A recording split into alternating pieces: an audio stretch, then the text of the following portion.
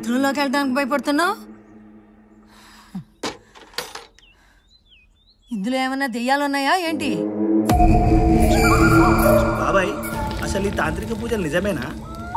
రామాయణ యుద్ధంలో రావణుడి కొడుకు ఇంద్రజిత్తు నికుంభళాదేవికి పూజ చేస్తున్నప్పుడు లక్ష్మణుడు ఆ పూజని పూర్తి చేయనివ్వకుండా వానర సైన్యంతో దాడి చేస్తాడు. చాలా మందికి తెలియని విషయం ఏంటంటే నికుంభళాదేవి ఒక క్షుద్ర దేవత. ఇంద్రజిత్ తలపెట్టింది క్షుద్ర పూజ.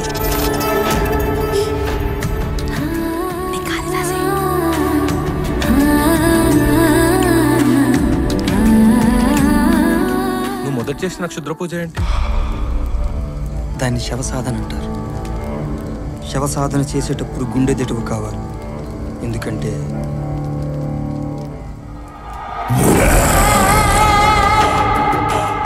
నీకు నచ్చిన అమ్మాయి మీదే వశీకరణం చేశానన్నావు. అసలు ఏమైంది?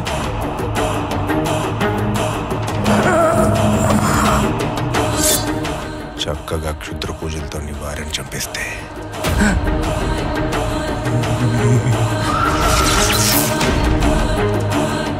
ఆమెపై చేసిన ప్రయోగం వజ్రోలి రతి. ఎవరి మీద?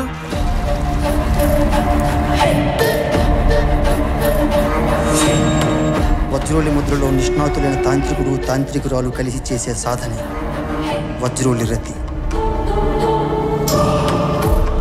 ఈ క్రతువులో వారిద్దరూ తమని తాము శివపార్వతుల్లా భావించి సంగమిస్తారు.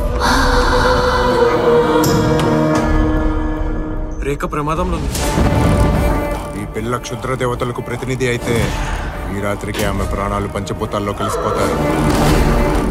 రక్తం కక్కుకొని చేస్తారు.